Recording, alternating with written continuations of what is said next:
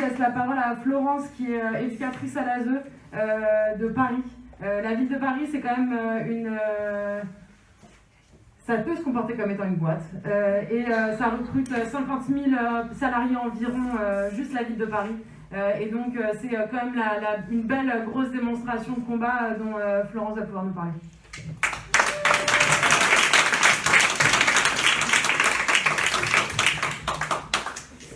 Bon, bonjour à tout le monde. Donc, Florence, donc, je suis éducatrice à l'aide sociale à l'enfance de Paris. Effectivement, comme disait Elena, l'aide sociale à l'enfance de Paris, ça dépend donc, de la ville de Paris, qui est la plus grosse collectivité en France et qui regroupe donc effectivement des dizaines de milliers d'agents, de salariés qui sont là en fait pour mener à bien le service public au niveau parisien, comme en fait partout en France pour les autres collectivités.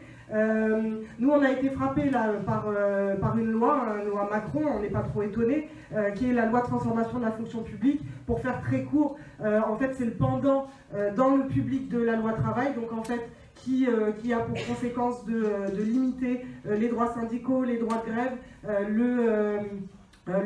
qui casse en fait le statut de fonctionnaire, qui a pour but, clairement il l'avait dit, de diminuer le nombre de fonctionnaires, et qui aussi a pour conséquence dans beaucoup de collectivités en France d'augmenter le temps de travail sans augmenter les rémunérations évidemment. Donc en fait une baisse des salaires pour toutes et tous.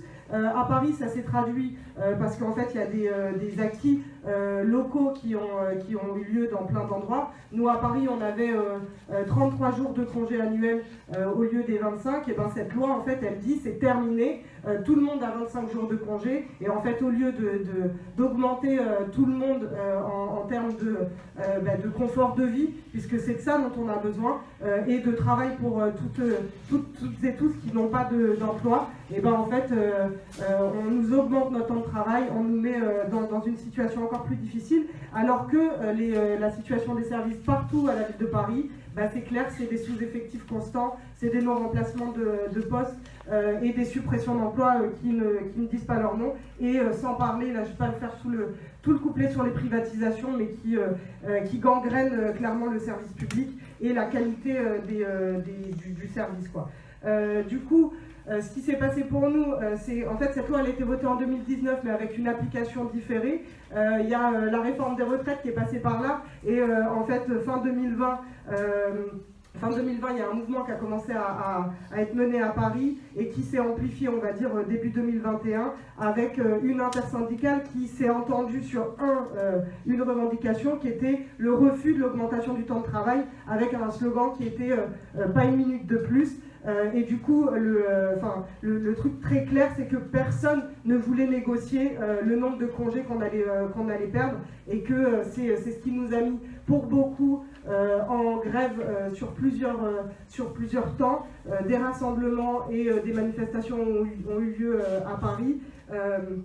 Et ce que nous, on a défendu pour un certain nombre de collègues, en fait, c'est de s'organiser par la base, d'organiser des assemblées générales, d'essayer d'allier les revendications locales à cette question du temps de travail, puisqu'elles sont toutes, elles sont toutes liées, de renforcer avec un appel à une grève reconductible qui a donné lieu en avril à un appel à une semaine de mobilisation.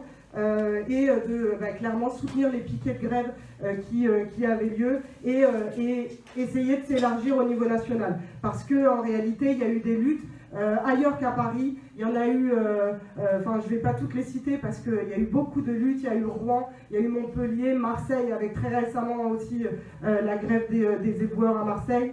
Il y a eu Nanterre, il y a eu... il y en a eu beaucoup. Sauf que... la difficulté, ça a été d'organiser le mouvement sur le plan local, et du coup, on n'a pas pu se lier vraiment sur le plan national, et c'est une des faiblesses de ce mouvement. Il y en a eu plein d'autres. Concrètement, là, on est encore un peu on est encore dans ce mouvement, même si au niveau parisien, il y a un truc qui a été acté au Conseil de Paris. Donc, La mobilisation a permis de faire reculer la maire sur un certain nombre de choses, et notamment en fait de la faire appliquer des suggestions qui nous ont donné des congés en plus par rapport à ceux qui nous étaient retirés. C'est un peu technique, mais je ne vais pas tout redire. En tout cas, on a clairement limité la casse. C'était pas ce qu'on demandait. C'est pas terminé parce qu'aujourd'hui ça va se décliner direction par direction. En tout cas, ce qui est clair, c'est que ça nous a mis en lien les uns les unes avec les autres, les services des uns et des autres. Moi, je travaille dans le social. Il y a beaucoup de services sociaux à la mairie de Paris. Mais le travail social, on en parle depuis ce matin, c'est spécifique, mais en fait on s'est retrouvé à aller soutenir des collègues, des agents des musées pour faire bloquer un musée à Paris. On s'est retrouvé avec les collègues maîtres nageurs des piscines, des bibliothèques, des collègues de la petite enfance. On s'est retrouvé avec les éboueurs à Paris qui ont aussi fait des actions très fortes et qui ont permis quand même de faire connaître le mouvement. Il y a évidemment des limites, je disais, c'est qu'on n'a pas gagné complètement. On n'a pas réussi tout à fait à se coordonner, mais les forces, elles sont ce que je disais, tous les liens qui ont existé, qui avaient déjà préexisté pendant le mouvement contre la réforme des retraites, où on s'était connus entre services,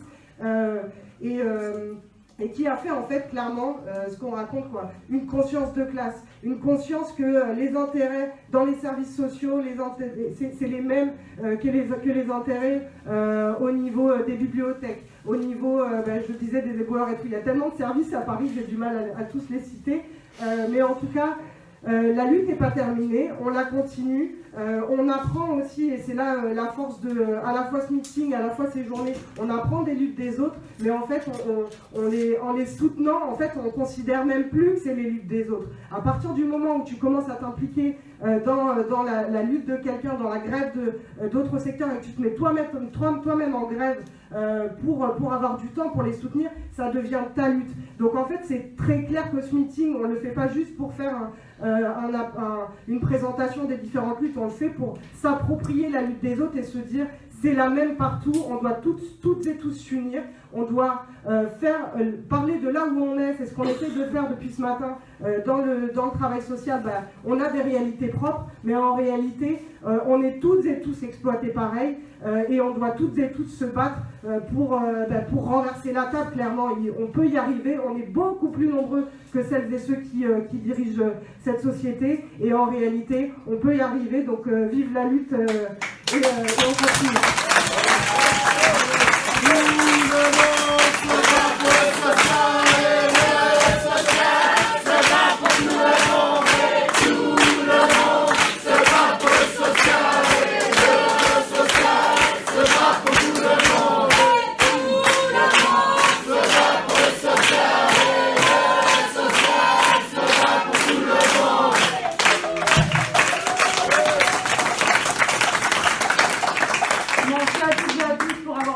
À ce meeting, tant les intervenants que les spectateurs sur internet, que les gens dans la salle. La morale de l'histoire, c'est finalement que quels que soient les secteurs, quelles que soient les frontières, on sera de toutes les bagarres et on ne lâchera jamais l'affaire. Merci vraiment à tous, et je vous invite à ce qu'on se retrouve autour d'un petit moment convivial pour finir cette soirée.